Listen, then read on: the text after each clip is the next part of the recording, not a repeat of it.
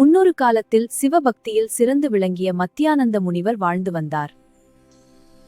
சிவபெருமானின் அருளால் ஒரு குழந்தை பெற வேண்டும் என்ற ஆசை மத்தியானந்த முனிவரின் மனதில் எழுந்தது. தேவர்களும் சிவனின் ஆசி வேண்டி பூஜை செய்யும் கூடிய இடத்து முனிவர் தவத்திற்காக தேர்வு செய்தார். அந்த வனத்தில் ஒரு மரத்தின் கீழ் மத்தியானந்த முனிவர் கடும் தவத்தை ஆரம்பித்தார்.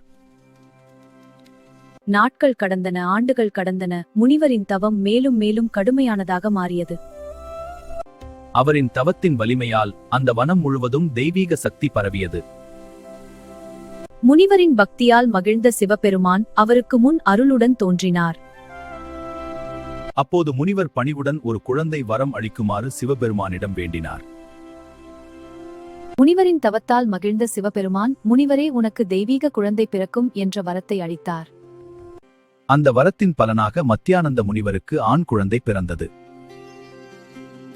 அந்த குழந்தைக்கு மழன் என்று பெயர் சூட்டினார் முனிவர். காலம் கடந்தது. மழன் வளர்ந்து தந்தையிடமே வேதங்களையும் ஞானத்தையும் கற்றார். மழனை முனிவர் ஆசீர்வதித்து, மகனே, நீ புனிதமான தில்லை வனத்துக்கு செல் என்று அனுப்பி வைத்தார். மழன் முனிவர் தில்லை வனத்தில் சிவலிங்கத்தைக் கண்டு மகிழ்ந்து சிவனை வணங்கிறார்.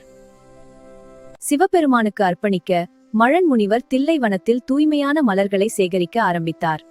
மலர்களில் தேனீக்கள் தேன் எடுப்பதைக் கண்டு பூஜைக்கு தூய்மையான மலர்கள் கிடைக்குமா என அவர் வருந்தினார்.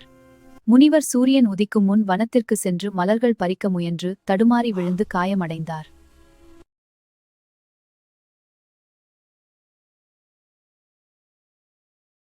முனிவரின் உண்மையான பக்தியைக் கண்டு சிவபெருமான் தெய்வீக ஒளியில் தோன்றினார். சிவபெருமான் முனிவருக்கு புலியின் கால்கள் இருளில் பார்க்கக்கூடிய சக்தியை அருளினார்.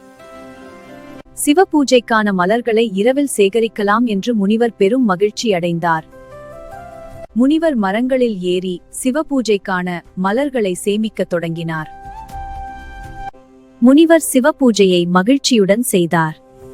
ஓம் நம சிவாய. புலிகால்களை வரமாக பெற்றதால் மழன் முனிவர் வியாக்கிரபாதராக போற்றப்படுகிறார்.